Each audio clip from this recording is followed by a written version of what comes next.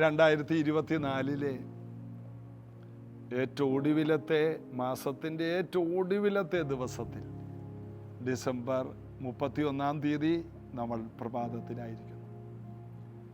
ദൈവത്ര വിശ്വസ്തനാണ്. ഇന്നത്തെ ദിവസം മുഴുവനും നന്ദി പറയാൻ മാത്രമേ വാക്കുകളുള്ളൂ. കർത്താവ് നമുക്ക് ആയുസ്സ് തന്നു, ആരോഗ്യം തന്നു. നമ്മുടെ ഒപ്പം ഉണ്ടായിരുന്ന പലരും ഇന്നത്തെ ദിവസം ഇവിടം വരെ എത്തിയില്ല. ഇതൊരു മാരത്തോൺ ഓട്ടം പോലെയാണ്. തുടങ്ങിയപ്പോൾ ഒത്തിരി പേര് കൂട്ടമായിട്ട് ഓടാനുണ്ടാകും. എന്നാൽ ഫിനിഷിംഗ് ട്രാക്കിലേക്ക് എത്തുമ്പോൾ, ആ ലൈനിലേക്ക് എത്തുമ്പോൾ ഒത്തിരി പേരെ കാണാനില്ല. ഒപ്പമുണ്ടായിരുന്നവർ, കുടുംബത്തിലുണ്ടായിരുന്നവർ, അയൽവാസികളായി കണ്ടവർ, തമ്മിൽ സംസാരിച്ച് പിരിഞ്ഞവർ, ഇന്ന് പലരും ഒടുവിലത്തെ സമയമായപ്പോൾ നമ്മുടെ ഒപ്പമില്ല. ദൈവം നമ്മെ ഇവിടം വരെ എത്തിച്ചു. അതുകൊണ്ട് ജീവിതത്തിൽ നമ്മൾ കാണുന്ന എല്ലാവരോടും കഴിയുമെങ്കിൽ എല്ലായ്പ്പോഴും എല്ലാവരോടും സമാധാനമായിരിപ്പിൻ എന്ന് യേശു പറഞ്ഞു.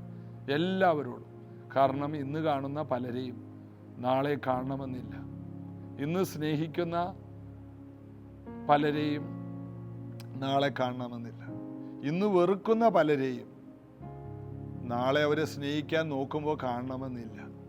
അതുകൊണ്ട് കഴിയുമെങ്കിൽ എല്ലാവരോടും സമാധാനമായിരിക്കണം. എല്ലാവർക്കും ഇപ്പോഴും നന്മ ചെയ്യാൻ ഈ ഒടുവിലത്തെ ദിവസം ഒരു തീരുമാനമെടുക്കണം. എന്നിട്ട് ഇന്ന് പ്രാർത്ഥിക്കണം. കർത്താവേ, ഈ വർഷം എനിക്ക് വേണ്ട രീതിയിൽ മനുഷ്യ സമൂഹത്തിന് നന്മ ചെയ്യാൻ കഴിഞ്ഞില്ല. അപ്പോസ്തല പ്രവൃത്തി 10:38 വേദപുസ്തകത്തിലെ പ്രധാനപ്പെട്ട വാക്യങ്ങളിലൊന്നാണ്. നസറേനായ യേശുവിനെ ദൈവം പരിശുദ്ധാത്മാവിനാലും ശക്തിയാലും അഭിഷേകം ചെയ്തു. അവൻ നന്മ ചെയ്തു, ഭൂതങ്ങളെ പുറത്താക്കി, രോഗികളെ സൗഖ്യമാക്കിക്കൊണ്ട് സഞ്ചരിച്ചു എന്ന് പറഞ്ഞാണ് പത്രോസ് തൻ്റെ പ്രഭാഷണം കൊർന്നല്യോസിൻ്റെ വീട്ടിൽ ചെയ്യുന്നത്. അത് ദൂതൻ പറഞ്ഞു കൊർന്നല്യോസിനോട്, പത്രോസിനെ വിളിച്ച് വചനം കേൾക്കണം, എന്നാൽ നിന്റെ കുടുംബം രക്ഷപ്പെടും. നന്മ ചെയ്യുന്നതിനെ കുറിച്ച് യേശു അഭിഷേകം പ്രാപിച്ചത് നന്മ ചെയ്യാനാണ്. അപ്പോൾ യേശുവിൻ്റെ മക്കളെന്ന് പറയുന്ന നമ്മൾ നന്മ ചെയ്യാൻ വിളിക്കപ്പെട്ടവരാണ്. ദൈവം നമുക്ക് തരുന്ന പുതിയ വർഷം, ആയുസ്സും ആരോഗ്യവും ഉള്ളിടത്തോളം പുതിയ വർഷങ്ങൾ ദൈവം തരികയാണെങ്കിൽ നന്മ ചെയ്യും എന്നുള്ളൊരു തീരുമാനം നമുക്കെടുക്കാം. അനേകരുടെ കണ്ണുനീർ തുടയ്ക്കാൻ, അനേകർക്ക് ആശ്വാസമായി തീരുവാൻ, അനേകർക്ക് അപ്പനും അമ്മയായി തീരുവാൻ, അനേകർക്ക് സഹോദരനും സഹോദരിയുമായി മാറാൻ, അനേകർക്ക് അവരുടെ പരാജയത്തിൽ ഒരു വിജയമായി മാറാൻ, അനേകർക്കൊരു ജയം കൊടുക്കുവാൻ ദൈവം നമുക്ക് തരുന്ന 2025 ഒരു തീരുമാനം ഇന്നെടുക്കണം. കർത്താവെ, അങ്ങനെക്ക് തരുന്ന പുതിയ വർഷം ഞാൻ നന്മ ചെയ്യും. നന്മയും കൂട്ടായ്മയും ഞാൻ കൂടുതൽ എൻ്റെ പണം കൊണ്ട്, എൻ്റെ കഴിവ് കൊണ്ട്, എനിക്കുള്ള എല്ലാ കഴിവും ഉപയോഗിച്ച് ഞാൻ യേശുവിൻ്റെ നാമത്തിൽ നന്മ ചെയ്യും. എൻ്റെ യേശുവിനെ പോലെ ഞാൻ നന്മ ചെയ്യും. നല്ലൊരു തീരുമാനം. ഇന്നത്തെ ദിവസം എല്ലാ വഴിയിലും ഓടി നടക്കാതെ ഇന്നത്തെ ദിവസം കഴിയുമെങ്കിൽ ഫാസ്റ്റിംഗ് ആയിട്ടിരിക്കുക, പ്രാർത്ഥനയോടെ ഇരിക്കുക, ദൈവസന്നിധിയിൽ കരയുക, തെറ്റുകളെല്ലാം പറയുക, പരാജയങ്ങളെല്ലാം യേശുവിനോട് പറയുക. ഒരു പുതിയ തീരുമാനത്തോടെ പുതിയ വർഷത്തിൽ ഒരു പുതിയ തുടക്കം, നല്ലൊരു തുടക്കം നമുക്കുണ്ടാകണം. ഓട്ടക്കളത്തിൽ ഓടാൻ നിൽക്കുന്നവർ അവരെ ആ പുറകിൽ ഒരു സംവിധാനം, ഒരു സ്റ്റെപ്പ് പോലൊരു സംവിധാനം പിടിപ്പിക്കുന്ന എന്തിനാണ്? നല്ലൊരു കുതിപ്പുണ്ടാകാൻ. വെടി ഒച്ച കേൾക്കുമ്പോൾ ആ സ്റ്റെപ്പ് പോലെയുള്ള സംവിധാനത്തിൽ ചവിട്ടിക്കൊണ്ട് അവരങ്ങോട്ട് കുതിക്കുകയാണ്. നല്ലൊരു കുതിപ്പ് കിട്ടിയാൽ നല്ല ഒരു മുന്നേറ്റം ഉണ്ടാകും. അപ്പോൾ അതിനു വേണ്ടി ഇന്നൊരുങ്ങുക, ഒരു നല്ല തീരുമാനമെടുക്കുക, പരാജയങ്ങളെയെല്ലാം കണ്ടുപിടിക്കുക. എന്താണ് എൻ്റെ ജീവിതത്തിൽ പറ്റിപ്പോയ പരാജയം? ഒരു നല്ല തീരുമാനം എഴുതി വെക്കുക, ഒരു നോട്ട്ബുക്ക് എടുക്കുക, അല്ലെങ്കിൽ പുതിയ വർഷത്തെ ഒരു ഡയറി. പുതിയ നോട്ട് സംവിധാനങ്ങൾ മൊബൈലിലും ലാപ്ടോപ്പിലും ഐപാഡിലൊക്കെ ഉണ്ടല്ലോ. അതിൽ പുതിയ സംവിധാനം കുറിക്കുക. എന്നിട്ട് പുതിയ വർഷം ഞാൻ പ്രാർത്ഥിക്കും, ഞാൻ ബൈബിൾ ഇത്ര അധ്യായം വായിക്കും, ഞാൻ ദൈവ സാന്നിധ്യത്തിൽ ഇത്ര സമയം ഇരിക്കും, എൻ്റെ ഏറ്റവും പ്രധാനപ്പെട്ട സമയം ഞാൻ കർത്താവിൻ്റെ കൂടെ സമയം ചെലവഴിക്കും. ഇങ്ങനെ കുറേ നല്ല തീരുമാനങ്ങൾ എടുത്ത് ഒരു പുതിയ തുടക്കം കുറിക്കാം. എനിക്കറിയാം ജീസസ് എവരിഡേ കേൾക്കുന്ന പ്രിയപ്പെട്ടവർ വളരെ ആത്മാർത്ഥമായിട്ട് ഈ കാര്യങ്ങൾ ഏറ്റെടുക്കുകയും ധ്യാനിക്കുകയും ചെയ്യുന്നവരാണ്. നമ്മളൊരു കുടുംബമാണ്, നമ്മളൊരു ഫാമിലിയാക്കി ദൈവം മാറ്റിയതാണ്. നമുക്ക് ഒരുമിച്ച് ഉയരണം. ഞങ്ങൾക്കുണ്ടാകുന്ന എല്ലാ ഉയർച്ചകളും ഇത് ശ്രദ്ധിക്കുന്ന നിങ്ങൾക്കും ഉണ്ടാകണമെന്ന് ഞങ്ങൾ ആഗ്രഹിക്കുന്നു, പ്രാർത്ഥിക്കുന്നു. നിങ്ങൾക്കൊരു പുതിയ തുടക്കം യേശു തരുമെന്ന് ഞാൻ വിശ്വസിക്കുന്നു. നമുക്ക് ചേർന്ന് യേശുവിനെ ആരാധിക്കാം. യേശു മസീഹ് तेरे जैसा कोई नहीं, तेरे चरणों में झुके आसमान और महिमा गाए ज़मीन। यीशु मसीह तेरे जैसा है कोई नहीं, तेरे चरणों में झुके आसमान और महिमा गाए ज़मीन। हम गाए होसना, तू राजा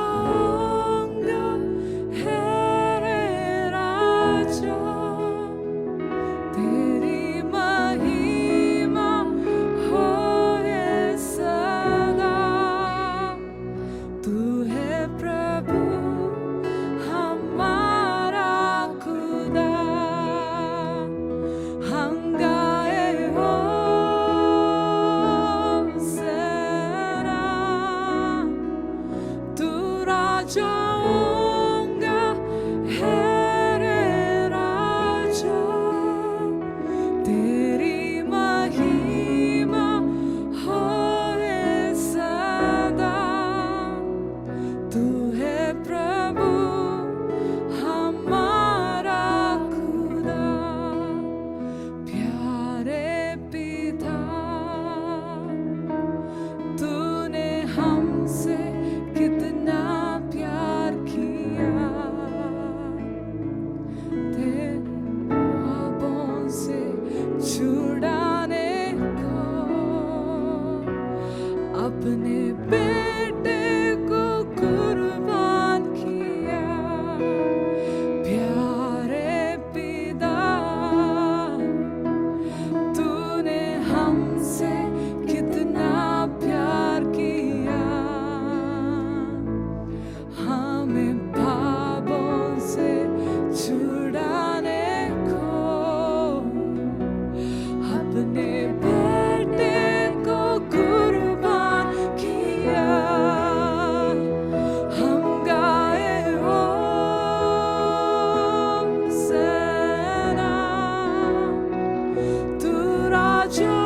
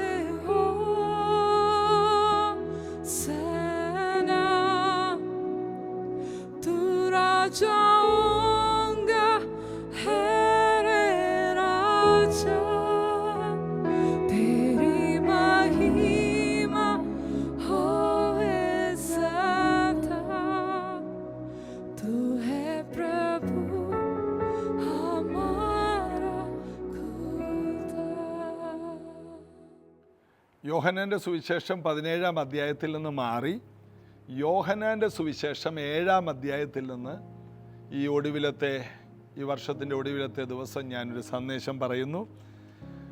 യോഹന്നാൻ 7:37 മുതൽ ഉത്സവത്തിൻ്റെ മഹാദിനമായ ഒടുക്കത്തെ നാളിൽ യേശു നിന്നുകൊണ്ട് ദാഹിക്കുന്നവനെല്ലാം എൻ്റെ അടുക്കൽ നിന്ന് വന്ന് കുടിക്കട്ടെ, എന്നിൽ വിശ്വസിക്കുന്നവൻ്റെ ഉള്ളിൽ നിന്ന് തിരുവെഴുത്ത് പറയുന്നത് പോലെ ജീവജലത്തിൻ്റെ നദികൾ ഒഴുകുമെന്ന് വിളിച്ചു പറഞ്ഞു. പരിശുദ്ധാത്മാവിനെ കുറിച്ചാണ് യേശു പറഞ്ഞത്. കൂടാര പെരുന്നാൾ എന്ന പെരുന്നാൾ ദൈവം അവർക്ക് കൽപ്പിച്ചാക്കി.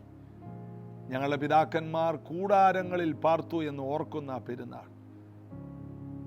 അതായത് മരുഭൂമിയിൽ അവർ പാർത്തപ്പോൾ അവർക്ക് ദൈവം മന്ന കൊടുത്തു, പാറയിൽ നിന്ന് വെള്ളം കൊടുത്തു, ഇറച്ചി, കാടപ്പക്ഷിയുടെ രൂപത്തിൽ ഇറച്ചി അവരുടെ അടുക്കൽ പറന്നു നിന്നു.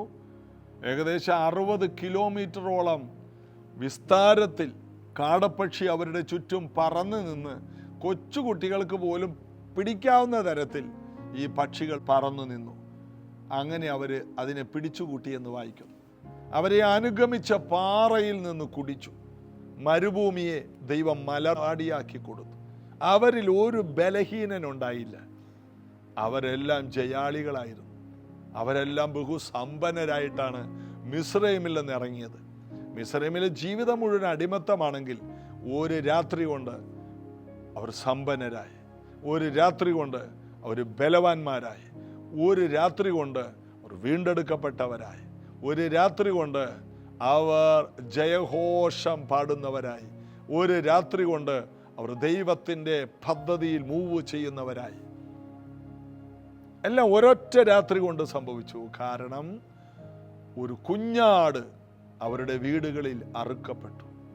അതിൻ്റെ രക്തം കട്ടിളപ്പടിമേലും കുറുമ്പടിമേലും മുകളിലത്തെ പടിയിലും സൈഡിലെ പടിയിലും ആ രക്തം പുരട്ടി ആ കുഞ്ഞാടിൻ്റെ മാംസം അവർ ഭക്ഷിച്ച് വടി പിടിച്ച് അരമുറുക്കിക്കൊണ്ട് തിടുക്കത്തോടെ അവർ ഈ ഭക്ഷണം കഴിച്ചു. അന്ന് രാത്രി പുറപ്പാടുണ്ടായി. പുറപ്പാട് പുസ്തകത്തിലെ പുറപ്പാട് സംഭവിക്കുന്നത് 12-ാം അധ്യായത്തിലാണ്. തിടുക്കത്തോടെ അവർ അപ്പം ഭക്ഷിച്ചു, കുഞ്ഞാടിനെ ഭക്ഷിച്ചു. അടുത്ത ദിവസത്തേക്കൊന്നും ശേഷിപ്പിച്ചില്ല. കാരണം രാത്രി അവർ പുറപ്പെടുകയാണ്. കുഞ്ഞാടിനെ അറുത്ത വീട്ടുകാരെല്ലാം പുറപ്പെടുകയാണ്. രക്തം തളിച്ചവരെല്ലാം സുരക്ഷിതരായി ശക്തരായി പുറപ്പെടുകയാണ്. അങ്ങനെ അവർ ചെങ്കടൽ കടന്ന് അവർ മരുഭൂമിയിലൂടെ യാത്ര ചെയ്തപ്പോൾ അവർ പാർത്തത് കൂടാരങ്ങളിലാണ്.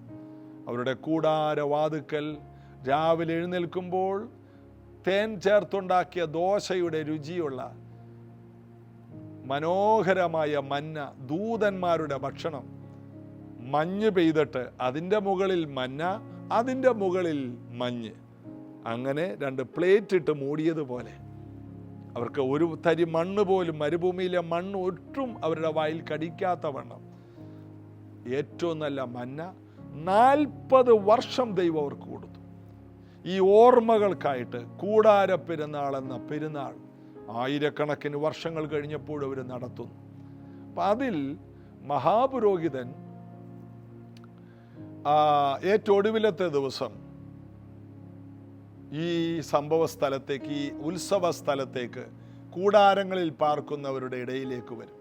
അവിടെ ഒരു കുളത്തിലേക്ക് ഇറങ്ങിയിട്ട് ഒരു സ്വർണ്ണ കുടവുമായി വന്ന് കുളത്തിലേക്ക് ഇറങ്ങി ഒരു കുടം വെള്ളം മഹാപുരോഹിതൻ എടുത്തിട്ട് ശലോമോന്റെ മണ്ഡപത്തിൽ നിന്നുകൊണ്ട് ഈ കുടത്തിലെ വെള്ളമെടുത്ത് ജനങ്ങളിലേക്ക് തളിച്ചിട്ട് പറയും, നമ്മുടെ പിതാക്കന്മാർ മരുഭൂമിയിലായിരുന്നപ്പോൾ ദൈവം അവർക്ക് പാറയിൽ നിന്ന് മരുഭൂമിയിൽ വെള്ളം കൊടുത്തു എന്ന് പറഞ്ഞ് ഈ വെള്ളം അവരുടെ ദേഹത്ത് വിതറുമ്പോൾ അവർ ദൈവത്തിൻ്റെ മുമ്പിൽ ആർപ്പിടും. ഒരു തുള്ളി വെള്ളം ഇവരുടെ ദേഹത്ത് ഒന്ന് പതിക്കാൻ വേണ്ടി ഇവർ തിക്കും തിരക്കും കൂട്ടുന്നു. ഇതാണ്. അങ്ങനെ ഇത് പറഞ്ഞ് അതോടുകൂടി കൂടാരപ്പെരുന്നാളിന് തിരശീല വീഴുകയാണ്. അങ്ങനെ ഒരു വശത്ത് കൂടാരപ്പെരുന്നാൾ തീരാൻ പോകുമ്പോൾ ശലഭോന്റെ മണ്ഡപത്തിൻ്റെ മറ്റൊരു ഭാഗത്ത് യേശു നിന്നുകൊണ്ട് ഉറക്കെ വിളിച്ചു പറഞ്ഞു. അതാണ് നമ്മൾ വായിച്ചത്. ഉത്സവത്തിൻ്റെ മഹാദിനമായ ഒടുക്കത്തെ നാളിൽ യേശു നിന്നുകൊണ്ട്, ദാഹിക്കുന്നവനെല്ലാം ഇങ്ങോട്ട് വാ, എന്നിൽ വിശ്വസിക്കുന്നവന്റെ ഉള്ളിൽ നിന്ന് ജീവജലത്തിൻ്റെ നദികൾ ഒഴുകി വരും, പുറപ്പെടും, ചാടി പുറപ്പെടും, എന്നിൽ വിശ്വസിക്കുന്നവന്റെ ഉള്ളിൽ നിന്ന്.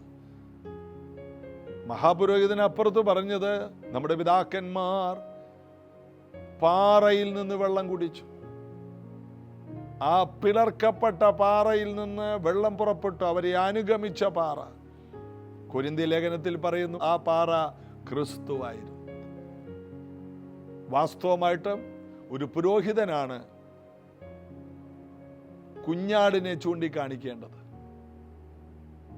ഒരു കുഞ്ഞാടിൻ്റെ മേൽ പാപം ചുമത്തി ആ കുഞ്ഞാടിനെ അറുക്കുന്ന ആ ശുശ്രൂഷ ചെയ്യുന്ന മഹാപുരോഹിതനാണ് ലോകത്തിൻ്റെ പാപം ചുമക്കുന്ന കുഞ്ഞാടിനെ ചൂണ്ടിക്കാണിക്കേണ്ടത്. എന്നാൽ ആ പുരോഹിതന് ഈ തൊട്ടുപുറത്ത് നിൽക്കുന്നത് ഇദ്ദേഹം വിളിച്ചു പറയുന്ന ആ പാറയാണെന്നുള്ള സത്യം അറിയില്ല. അവരെ അനുഗമിച്ച പാറയാണ് വചനമായ പാറ ജഡമായി കൃപയും സത്യവും നിറഞ്ഞവനായി അവരുടെ ഇടയിൽ പാർക്കുന്ന കാര്യം ഇവർക്ക് അറിയില്ല. യേശു വിളിച്ചു പറഞ്ഞു, ദാഹിക്കുന്നവനെല്ലാം എൻ്റെ അടുക്കൽ വാ. ഈ കൂടാര പെരുന്നാൾ ഇന്നിവിടെ തിരശീല വീഴുമ്പോൾ ഒരിക്കലും തിരശീല വീഴാത്ത ഒരു ഉത്സവം നിങ്ങൾക്ക് ഉണ്ട്. നിങ്ങളുടെ ഉള്ളിൽ നിന്ന് പണ്ട് ഒഴുകിയ ആ വെള്ളം പോലെ തന്നെ ആയിരങ്ങൾക്ക് കുടിക്കാനുള്ള വെള്ളം, മരുഭൂമിയിലുള്ള ജനങ്ങൾ കുടിച്ചതുപോലെ കുടിക്കാനുള്ള വെള്ളം നിങ്ങളുടെ ഓരോരുത്തരുടെ ഉള്ളിൽ നിന്ന്, വിശ്വസിക്കുന്നവരുടെ ഉള്ളിൽ നിന്ന് പുറപ്പെടുമെന്ന് യേശു വിളിച്ചു പറഞ്ഞു. ഇത് ഞാൻ പറയുമ്പോഴായിരിക്കും പലർക്കും ഇതിൻ്റെ അർത്ഥം മനസ്സിലാകും. അടുത്ത വാക്യം എങ്ങനെയാണ്? അവനിത് തന്നിൽ വിശ്വസിക്കുന്നവർക്ക് ലഭിക്കാനുള്ള ആത്മാവിനെ കുറിച്ചാകുന്നു പറഞ്ഞത്. യേശു അന്ന് തേജസ്കരിക്കപ്പെട്ടിട്ടില്ലായകയാൽ ആത്മാവ് വന്നിട്ടില്ലായിരുന്നു. യേശു കാൽവരി ക്രൂശിൽ മരിച്ച് അടക്കപ്പെട്ട് ഉയർത്തെഴുന്നേറ്റ് പിതാവിൻ്റെ അടുക്കൽ ചെന്ന് പിതാവിനോട് ചോദിച്ച് ഈ ആത്മാവിനെ കാത്തിരിക്കുന്നവർക്ക് അയച്ചു കൊടുക്കണം. യേശു അന്ന് തേജസ്കരിക്കപ്പെട്ടിട്ടില്ല.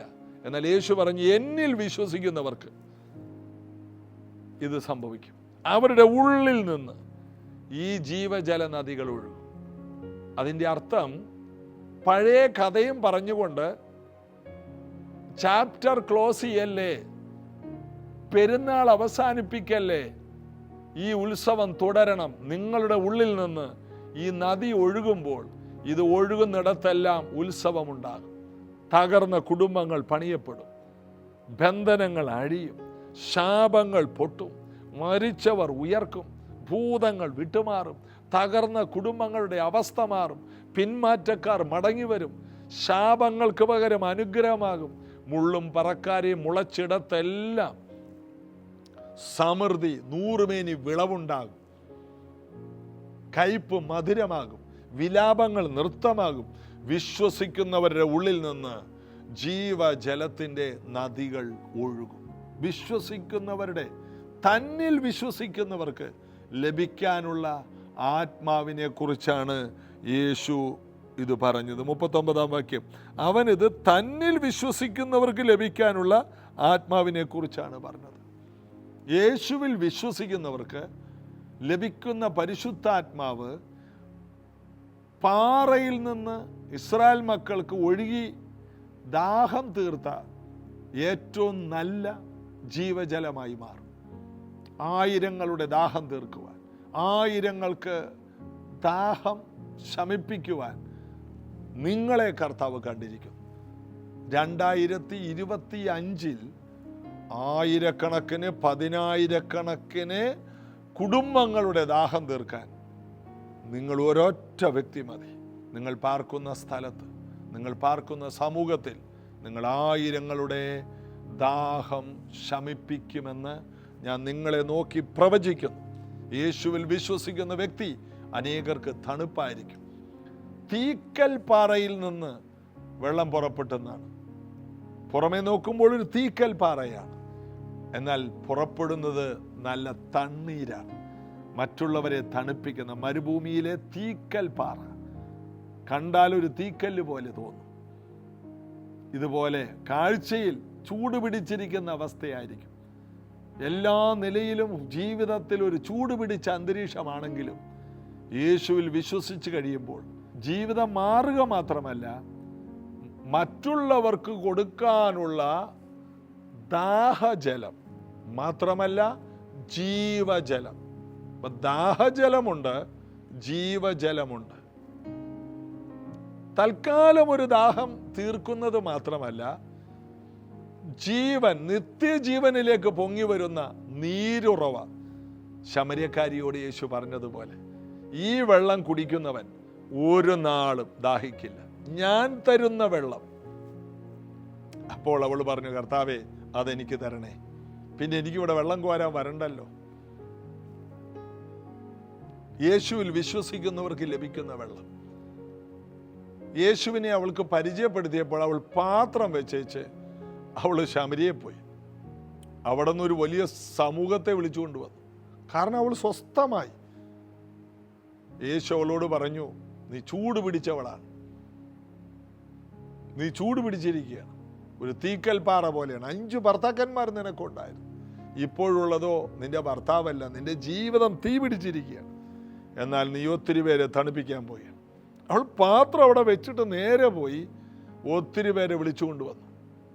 അവരുടെയും ദാഹം തീർന്നു. ഇതുപോലെ ഏറ്റവും ചൂട് പിടിച്ച, ഏറ്റവും തകർന്ന വ്യക്തികൾ ഏറ്റവും അനുഗ്രഹിക്കപ്പെട്ടവരായി മാറിയ ചരിത്രമാണ് നമുക്ക് ബൈബിളിൽ കാണാനുള്ളത്. മഗ്ദലക്കാരി മറിയ, 7 ഭൂതങ്ങളുണ്ടായിരുന്നവൾക്ക്, വളരെ മോശമായ ജീവിതമുണ്ടായിരുന്നവൾ. 7 ഭൂതങ്ങളുണ്ടായിരുന്നു. അതുകൊണ്ടാണ് ആവശ്യമില്ലാത്ത പ്രശ്നങ്ങളിലെല്ലാം പോയി ചാടിയത്. എന്നാൽ അവൾ യേശുവിന് ഏറ്റവും പ്രിയപ്പെട്ടവളായി.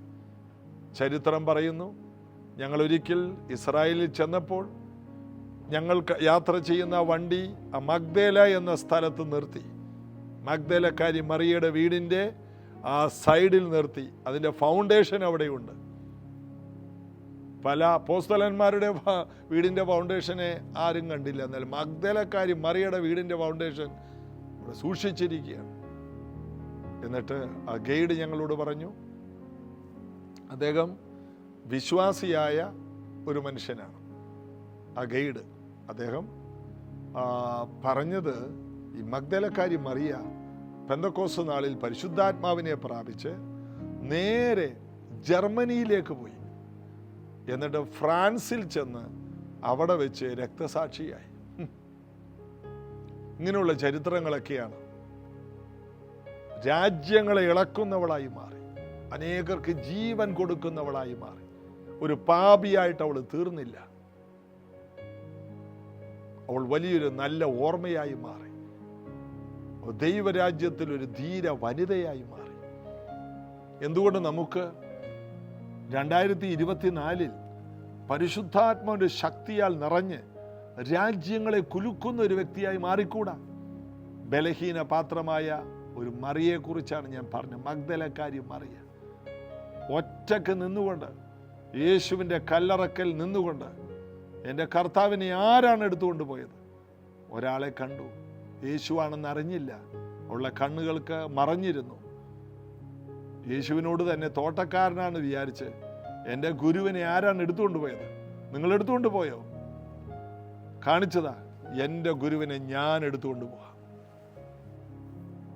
ഒരു 60 കിലോ വെയിറ്റുള്ള മഗ്ദലക്കാരി, ഒരു 75 കിലോ വെയിറ്റുള്ള യേശുവിൻ്റെ ബോഡി എടുത്തുകൊണ്ട് പൊയ്ക്കോളാമെന്ന് വെളുപ്പാങ്കാലത്ത് ഒറ്റക്ക് നിൽക്കുകയാണ്. ഒരു ശിഷ്യനും അത് പറഞ്ഞില്ല. യേശു വിളിച്ചു, മറിയേ.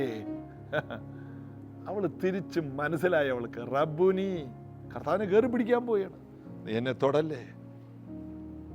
ചരിത്രം പറയുന്നു, അവൻ ബദ്ധന്മാരെ പിടിച്ചുകൊണ്ട് ഉയരത്തിലേക്ക് പോയി എന്ന് പോകുന്ന വഴിക്കാണ് യേശു ഈ മഗ്ദലക്കാരിയെ കണ്ടിട്ട് അവിടെ നിന്നിട്ട് ആ ദൗത്യം അവിടെ നിർത്തിയിട്ട് യേശു വെള്ളി അടുത്ത് വന്നത്. അതുകൊണ്ട് എന്നെ തൊടല്ലേ എന്ന് പറഞ്ഞത്. പോയി യേശു പിന്നീട് ഈ ബദ്ധന്മാരുമായി പോയി അവർക്ക് ദാനങ്ങളെ കൊടുത്തു. പഴയ നിയമ വിശുദ്ധന്മാരെ എത്തിക്കേണ്ടടുത്ത് എത്തിച്ച് പിതാവിൻ്റെ അടുത്ത് കാഴ്ചവെച്ച് പല കാര്യങ്ങൾ ദൗത്യം ഏൽപ്പിച്ച് തിരിച്ചു വന്നിട്ട് ശിഷ്യന്മാരുടെ അടുത്ത് എല്ലാവരുടെ അടുത്ത് പറഞ്ഞു, എന്നെ തൊട്ടുകൊള്ളുക, ഇനി നിങ്ങൾക്ക് എന്നെ തൊടാം, എൻ്റെ വിലാപ്പുറമൊക്കെ തൊട്ട് നോക്ക്, നിങ്ങൾ കഴിക്കുന്നതൊക്കെ എനിക്കും കഴിക്കാം. എന്താ മഗ്ദലക്കാരി മറിയെ പോലെ ശക്തമായ ഒരു അഭിഷേകത്തിൻ്റെ കവിഞ്ഞൊഴുക്കുള്ള വ്യക്തിയായി പുതിയ വർഷത്തിൽ ജീവജല നദികളെ ഒഴുക്കുന്നവരാക്കി നമുക്ക് തീരാം. കർത്താവ് അനുഗ്രഹിക്കട്ടെ.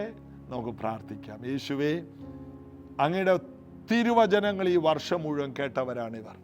ജീസസ് എവരിഡേയിലൂടെ അനുഗ്രഹിക്കപ്പെട്ടവരാണിവർ. ഞങ്ങളൊരു കുടുംബമാണ്. ഈ പ്രിയപ്പെട്ടവർക്ക് വേണ്ട എല്ലാ അനുഗ്രഹങ്ങളും ഇവരുടെ മേലുണ്ടാകട്ടെ. ഈ കുടുംബങ്ങൾ അഭിവൃദ്ധിപ്പെടട്ടെ. അങ്ങ് അനുവദിച്ചാൽ 2025 ആഘോഷമാക്കാൻ ഞങ്ങളെ അങ്ങയുടെ സന്നിധിയിൽ സമർപ്പിക്കും. വിശ്വസ്തരാക്കണം, നിഷ്കളങ്കരാക്കണം, പരമാർത്ഥതയോടെ അങ്ങയുടെ വേല ചെയ്യാനും ഒരുമിച്ച് നിന്ന് ദൈവരാജ്യം പണിയാനും അഭിഷേകത്തിൽ ജ്വലിക്കുവാനും ആയിരങ്ങൾക്കൊരു ബ്ലെസ്സിങ് ആകാനും ഞങ്ങളെ സമർപ്പിക്കും. പുതിയ വർഷം ഒരു വലിയ കുതിപ്പിൻ്റെ അഭിഷേകത്തിൻ്റെ ജീവജല നദികൾ ഒഴുകുന്ന വർഷമാകട്ടെ. ഈ മക്കളെ പിതാവിൻ്റെയും പുത്രൻ്റെയും പരിശുദ്ധാത്മാവിൻ്റെ നാമത്തിൽ അനുഗ്രഹിക്കും. പുതിയ വർഷങ്ങൾ അവർക്ക് നന്മയാകട്ടെ. 2025 ഇവർക്ക് വിടുതലാകട്ടെ. യേശുവിൻ നാമത്തിൽ ആമേൻ. ഈ വർഷം മുഴുവനും പ്രൈസ് ജനറേഷൻ കൂട്ടായ്മയോട് കാണിച്ച എല്ലാ സഹകരണത്തിനുമായിട്ട് നന്ദി. നിങ്ങളുടെ പ്രാർത്ഥനയ്ക്കും നിങ്ങളുടെ പ്രോത്സാഹനത്തിനും നിങ്ങളുടെ സാമ്പത്തികമായ എല്ലാവിധ കൈത്താങ്ങലുകൾക്കും എല്ലാറ്റിനും ഹൃദയംഗമായിട്ട് നന്ദി പറയുന്നു. കർത്താവ് നിങ്ങളെ അനുഗ്രഹിക്കട്ടെ. മാത്രമല്ല, ഇന്ന് രാത്രി 31-ാം തീയതി രാത്രി, ഇന്ന് രാത്രി പ്രൈസ് ജനറേഷൻ ആലപ്പുഴ ചർച്ചിൽ വെച്ച് രാത്രി 10 മണിക്ക് നമുക്കൊരു മീറ്റിംഗ് ഉണ്ട്. സ്പെഷ്യൽ മീറ്റിംഗ് ആണ്. ന്യൂ ഇയർ സർവീസാണ്. 12-12:30 അവസാനിക്കും. എല്ലാവർക്കും ഓരോ പീസ് കേക്ക് കഴിച്ച് പുതിയ വർഷത്തിൽ ആ മധുരം നുകർന്ന് നമുക്ക് പുതിയ വർഷം ആരംഭിക്കാം. ഒരു ജീവജല നദി ഒഴുകുന്നൊരു വർഷമാകട്ടെ. നേരത്തെ വരുന്നവർക്ക് രാത്രി 10 മണിക്ക് പലർക്കും സ്ത്രീകൾക്കൊക്കെ എത്താൻ ബുദ്ധിമുട്ടാണ്. 7 മണിക്ക് ഇവിടെ ഒരു പ്രയറുണ്ട് നമ്മുടെ മാളിക മുറിയിൽ വെച്ച്. ആ മാളിക മുറിയിലെ പ്രാർത്ഥന കഴിഞ്ഞാൽ അത് ഒരു 7 തൊട്ട് ഒരു 9 മണി വരെ ഒരു വർഷിപ്പാണ്. അത് യൂട്യൂബിൽ ഉണ്ടാകത്തില്ല. ഒരുമിച്ച് കൂടുന്നവർക്കുള്ളൊരു പ്രൈസ് ആൻഡ് വർഷിപ്പാണ്. അതിനുശേഷം ഓൺലൈനിലും ശ്രദ്ധിക്കാനുള്ളവർക്ക് ആ മീറ്റിങ്ങിൽ 10 മണി തൊട്ട് 12:30 വരെയുള്ള മീറ്റിങ്ങിൽ പങ്കെടുക്കാം. പുതിയ വർഷം ആഘോഷങ്ങളുടെ മാസമാക്കി, വർഷമാക്കി, ദിവസങ്ങളാക്കി, ആഴ്ചകളാക്കി മാറ്റാം. God bless you. ആമേൻ.